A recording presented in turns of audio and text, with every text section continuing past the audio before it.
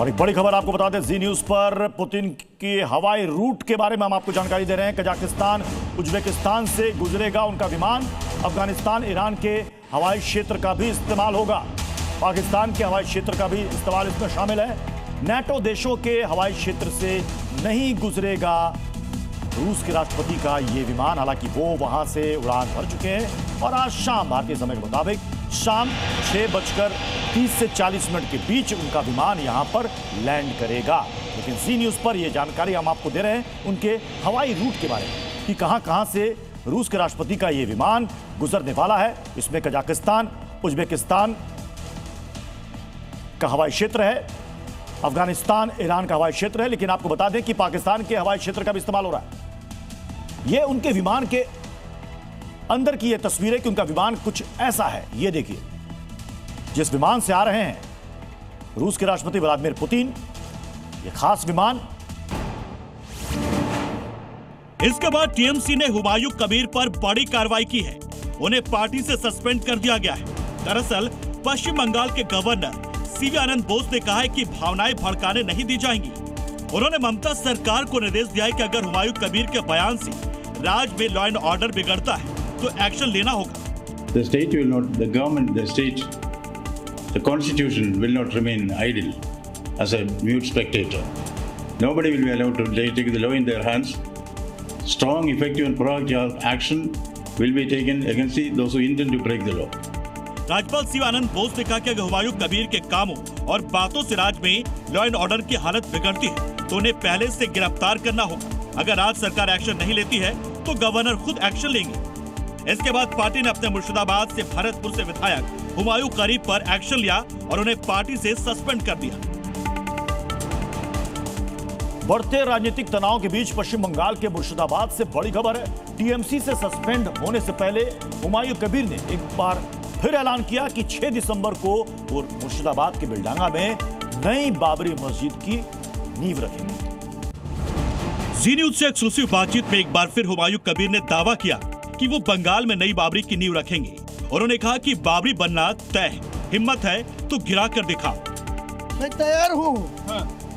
किसी सिलसिला में कुछ कोई मेरा खिलाफ कार्रवाई होगी, मैं तैयार हूँ उनको जाने के लिए, अरेस्ट होने के लिए मैं तैयार। सुना आपने, हुमायूं कबीर कह रहे हैं कि मैं तैयार हूँ। इस सिलसिले में अगर कोई कार्रवाई होती है तो मैं गिरफ्तार होने के लिए भी तैयार हूँ। हुमायूं का दावा है कि 6 दिसंबर 2025 को मुर्शिदाबाद के बेलडांगा में वे बाबरी मस्जिद का शिलान्यास करेंगे। उनके समर्थकों ने मुर्शिदाबाद में कई जगहों पर शिलान्यास के पोस्टर भी लगाए हैं। हुमायूं कबीर का दावा है कि कार्यक्रम में सऊदी से लोग आएंगे। सूत्रों के हवाले से खबर है कि तकरीबन 30 से 40 हजार लोगों के लिए बिरयानी का ऑर्डर भी दिया गया है। दिल्ली एनसीआर में वायु प्रदूषण को लेकर कांग्रेस पार्टी लगातार प्रदर्शन कर रही है। गुरुवार को विपक्षी दलों के सांसदों ने संसद परिसर में एक बार फिर से वायु प्रदूषण के मुद्दे पर प्रदर्शन किया। मीडिया ने जब प्रियंका गांधी से पीएम की मौसम वाली टिप्पणी को लेकर सवाल किया तो उन्होंने कहा कि किस मौसम का मजा ले, बाहर देखें ना क्या स्थिति बनी हुई है। छोटे बच्चे बुजुर्ग सांस नहीं ले पा रहे हैं। हर साल स्थिति बिगड़ती जा रही है। हर साल सिर्फ बयानबाजी होती है, कोई ठोस कार्रवाई नहीं की जाती। हमने बोला है कि सरकार इस पर कार्रवाई करे, हम उनके साथ खड़े हैं।